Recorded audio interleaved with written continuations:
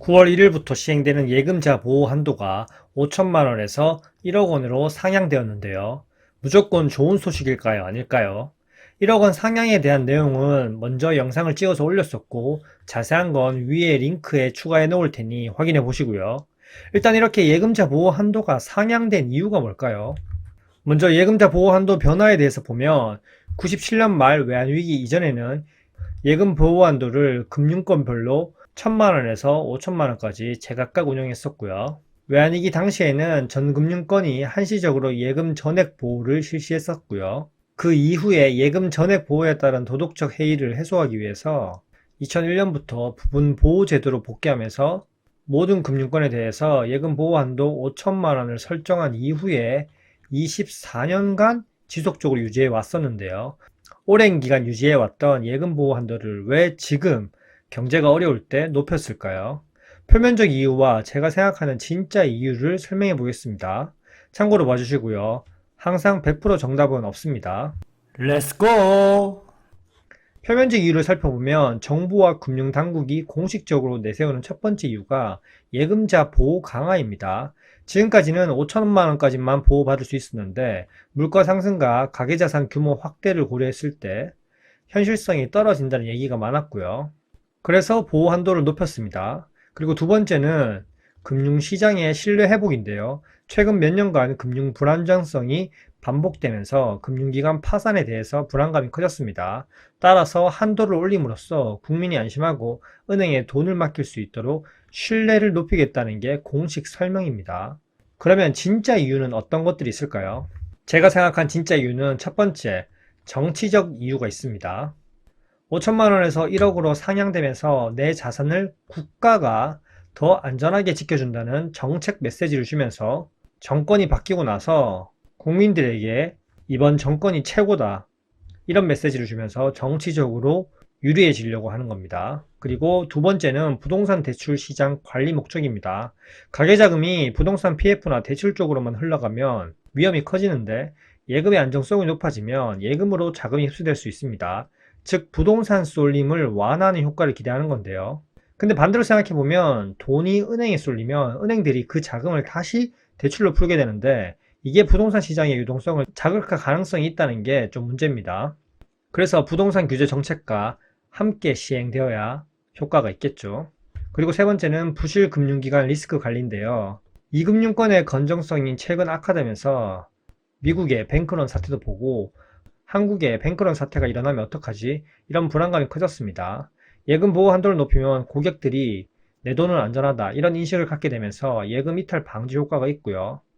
즉 작년에 한창 떠들었던 부동산 PF, 부실, 그리고 중소형 저축은행 유동성 위기를 막기 위함입니다. 결과적으로 한국의 자산 70% 이상이 모두 다 부동산에 쏠려있기 때문에 자칫 잘못하면 어떤 한 요소가 트리거가 되어서 연쇄적으로 부동산 폭탄이 터질 수 있기에 서서히 분리 조치를 하는 것으로 볼 수 있습니다.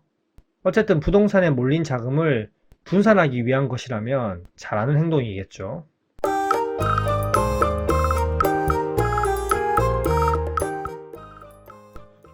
자, 그러면 정말 여기서 궁금한 게 부동산 쏠림이 해결될 수 있을까요? 한국 같은 부동산 공화국에서 과연, 저도 물음표인데요. 표면상으로는 자금이 위험 자산으로 가는 것을 막겠다, 이런 입장이지만 아이러니하게 부동산으로 자금 유입을 완전히 차단하기는 어렵습니다.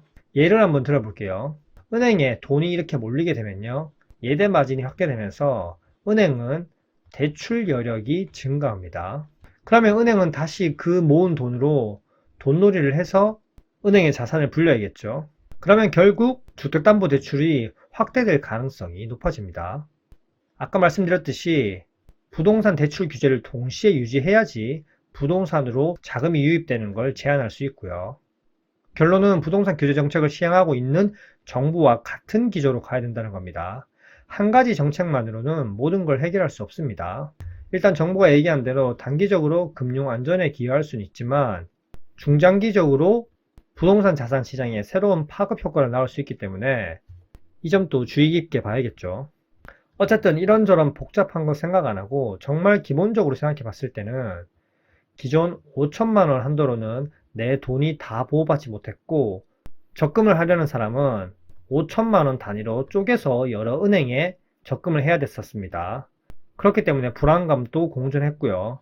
근데 그 돈이 1억 원으로 상향되면서 내 돈이 보호받지 못한다 이런 심리가 소폭 개선되었고요. 그리고 여러 은행의 자산을 분산할 필요성도 줄어들게 되었습니다. 하지만 아까 말씀드렸듯이 4분기에 모니터링을 더욱더 강화해야 됩니다. 왜냐? 아까 말씀드렸듯이 은행에 돈이 몰리면 결국 대출 여력이 증가하게 되고 그 대출이 주택담보대출 확대 가능성을 키울 수 있기 때문입니다. 금융당국은 예금 만기가 집중되는 4분기 과연 풍선 효과가 있는지 1금융권과 2금융권을 더욱 면밀히 모니터링 해야 되고요. 일단은 시행되었으니 시행 이후에 나타날 수 있는 유동성 문제, 각종 은행들의 특판 경쟁, 그리고 자금이 1금융권에서 2금융권 또는 2금융권에서 1금융권으로 쏠림 현상이 발생할 수 있으니 그런 리스크들을 모니터링하고 대응해야겠죠. 어쨌든 표면적 이유로만 보면 예금자 보호 한도 증액은 좋은 뉴스가 맞습니다. 그리고 한국 잠재 성장률이 계속 하향되고 있는데 이재명 정부 목표대로 3% 경제 성장률을 달성하려면 부동산에 쏠린 자금이 분산되어야 하고 그로 인해서 소유도 살아나야 되고 그렇게 되면 젊은 세대들이 집을 사기가 훨씬 쉬워지고 주거 안정이 되면 결국 그건 심리 안정 그리고 출산율 증가로 이어질 수 있기 때문에 긍정적인 여파만 생긴다면 정말 좋은 정책입니다.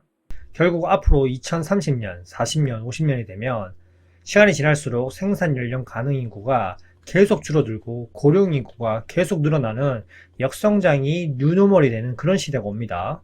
저성장 고착화가 현실화되고 있고요. 정말 2050년이면 고령 인구가 40%가 넘어서면서 우리 중에 거의 반은 노인 인구라는 겁니다. 한국 경제 성장률을 높이기 위해서라도 별로 상관없을 것 같은 예금자 보호 한도를 증액해서라도 부동산에 자금이 쏠리게 하는 게 아니라 내수 경제로 자금이 순환되게 만들어야 됩니다. 정말 한국 경제 잠재 성장률은 앞으로 플러스도 유지할 수 없을 수도 있습니다. 한국 경제는 황금기를 지나고 이제 쇠퇴기에 접어들었고요. 다시 한번 눈부신 성장을 이루려면 결국 돈의 흐름을 바꿔야 됩니다.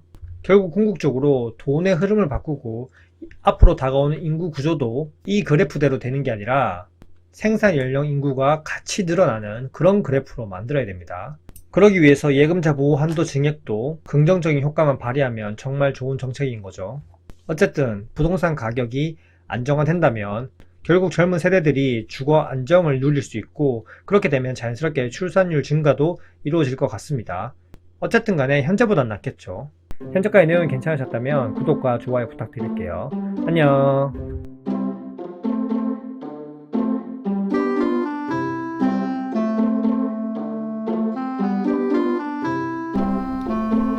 와이